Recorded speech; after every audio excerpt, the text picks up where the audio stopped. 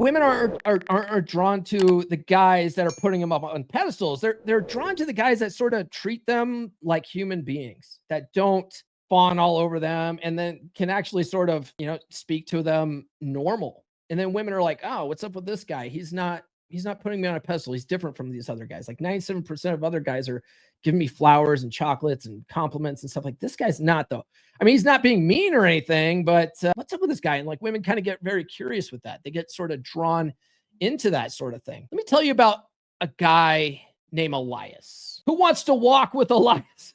Not that Elias, different Elias. Okay. Let me tell you about a guy named Elias who lived in a quiet mountain town. One day, he met a woman who lived far across the valley. She was stunning, vibrant, full of stories from the city. And though they barely knew each other, Elias felt a pull, like fate had just handed him something rare. So Elias, a craftsman by trade, decided to build a bridge across the valley. He sold his tools, left his workshop behind, and poured all of his time and savings into that bridge. Every plank, every nail, he laid it himself. He even quit his job to move closer to her on her side of the valley, hoping the gesture would somehow show her how serious he really was. And she came to see him from time to time, smiled, kissed him, said she couldn't believe someone would do all this for her, but she never stayed. She never stuck around. And then one morning, as the mist rolled in, Elias crossed his finished bridge to surprise her. And he brought flowers, a small note, and a hopeful heart. But her cottage was empty. No note, no message, no goodbye. She was just gone. No new address, no breadcrumb trail, nothing for him to follow. And Elias sat on the steps of that bridge for hours, waiting. Days passed,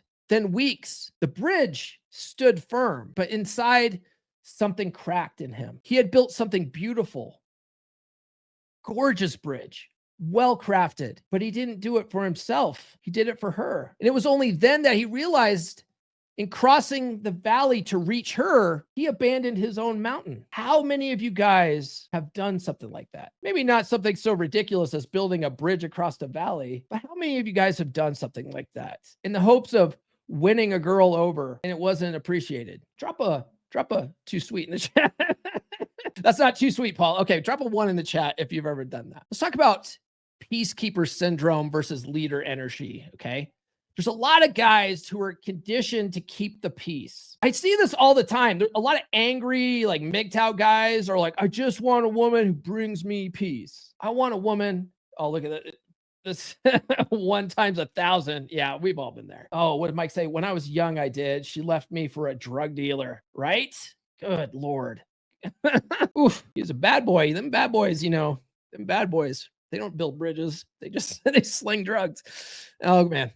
What was I talking about? All right. So these MGTOW guys are always talking about, I need my peace, bro. I need a woman that brings me peace. And so then all the, female content creators are like, ladies, bring your man peace, and that's like the popular thing. And that gets a lot of clicks and likes because a lot of the MGTOW guys are like, I want my peace, bro. And so we're conditioned to want to keep the peace. That's why we walk on eggshells and we avoid arguments and we pick my battles and all this kind of stuff.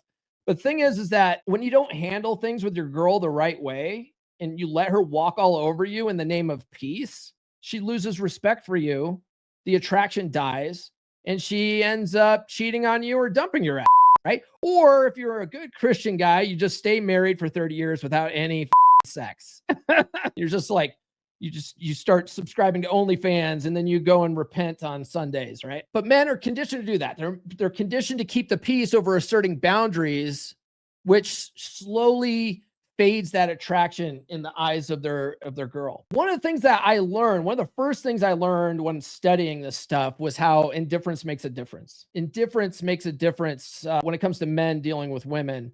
And women really respond to that indifference. And by indifference, I mean, it's not that you don't care, it's that you don't emotionally react to the stuff that she does. But that indifference is powerful. It's very powerful for you when dealing with women. And women, when they come at you with their emotional bullshit, because God bless them, they're sort of ran by estrogen, and that estrogen causes them to be on this emotional roller coaster all the time.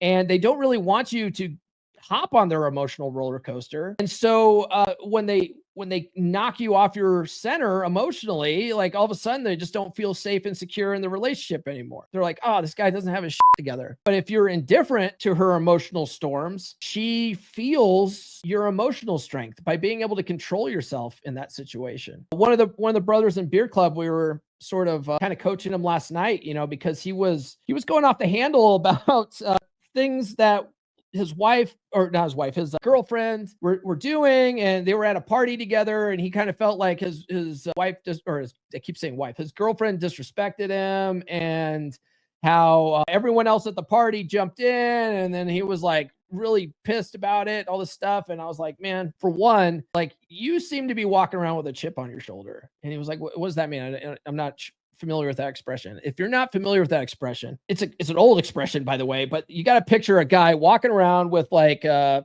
potato chip, or I don't know, a wood chip, any kind of anything, something on his shoulder. Okay.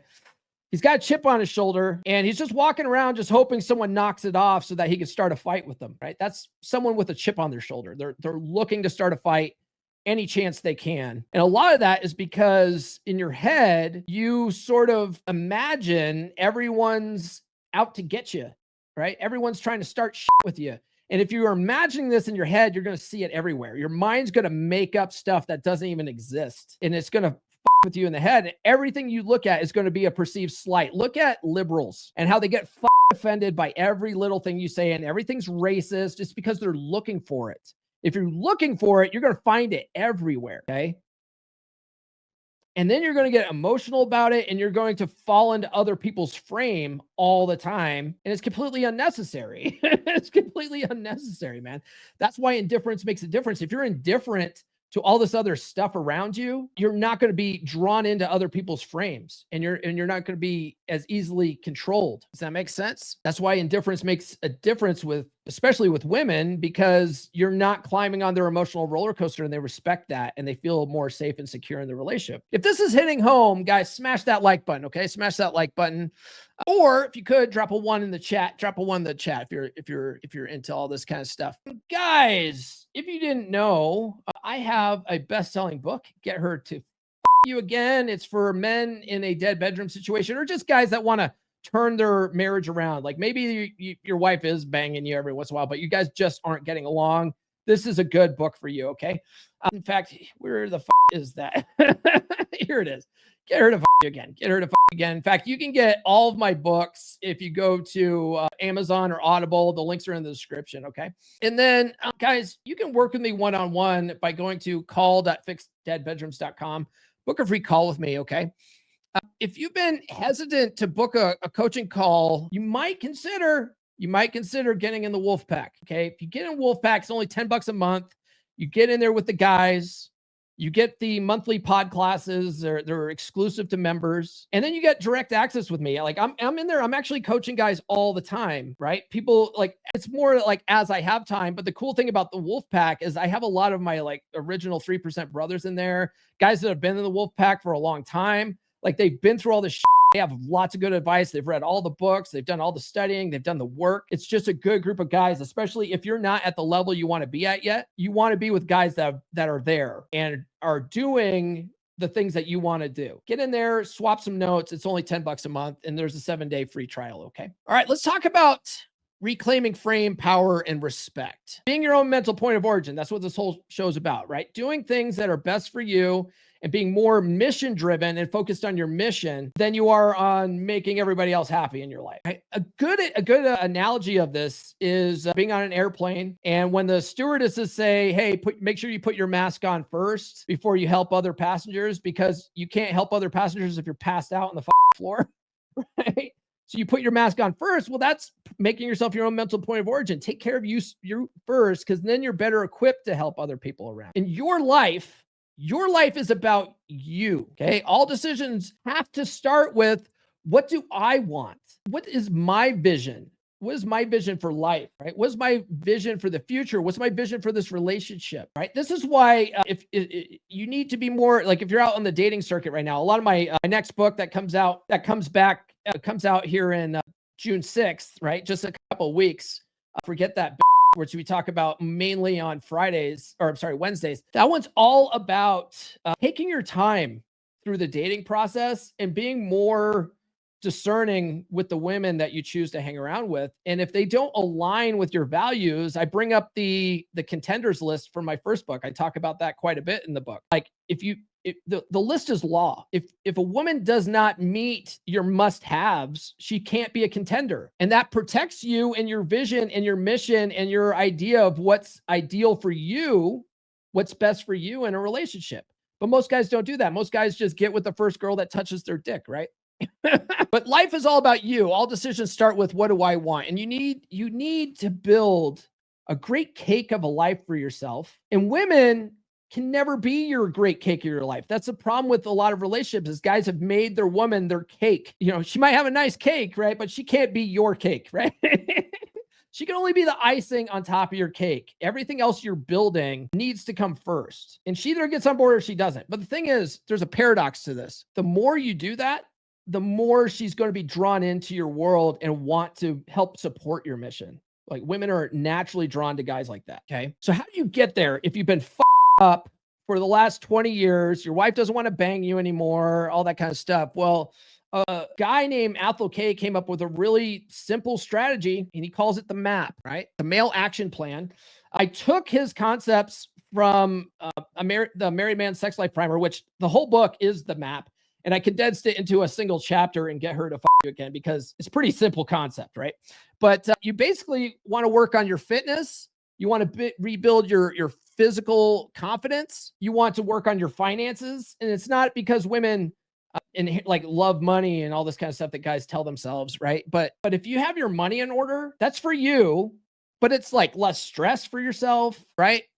All that kind of stuff creates stability for yourself. It's independence. All that kind of stuff are traits that create attraction. It's not the money itself. You want to work on your social circles, right? That's where Wolfpack comes in. Like, Wolfpack is a great place to have a social circle, especially if you're a busy guy and you can't go out and meet up all the time. But the thing is, a lot of the guys in Wolfpack, if there's other guys in their area, they meet up and they make genuine connections with friends. It's really hard for guys to make friends outside of work and in school and stuff like that. But a lot of the guys in Wolfpack, if they live in the same area, they meet up all the time and they become good friends. They go and meet up like on the weekends and stuff like that. We had like a whole Ohio crew for a while there. There was like 5 guys in Ohio for a while. But the social circle and you having a good social circle of other guys that you connect with, man, it helps the relationship so much. You guys don't realize how much it helps, because most guys don't have any dudes to talk to, especially like-minded, red pill aware guys that understand attraction and how women operate, right? So they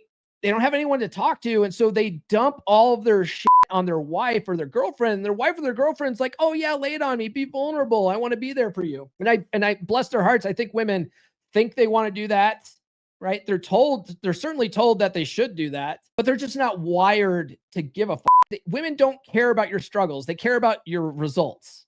They care about the outcome. So if you're always bringing your girl your struggles, she's going to lose attraction for you over time. So you don't do that. You bring it to the boys. That's what the Wolfpack's for. That's a great use of the Wolfpack, right? That's why that's one reason why it's good. Plus, if you're out and about and you have like genuine social circles where you actually go out and talk to people and you're more of a social person, that actually builds attraction in your wife's eyes when she sees that people like you, right? That's that social proof that what made you hot in the beginning. It makes you hot when you're in a relationship too. And then inner confidence, right? Built from action and stuff like that. So if you think about it, if you look at all these characteristics of the MAP, it's basically what MLD talks about all the time, right? Muscles, money, game, and frame. It's the core 4. You got to work on all these things to be a total package, right? New episodes every Monday, Wednesday, and Friday. Subscribe now.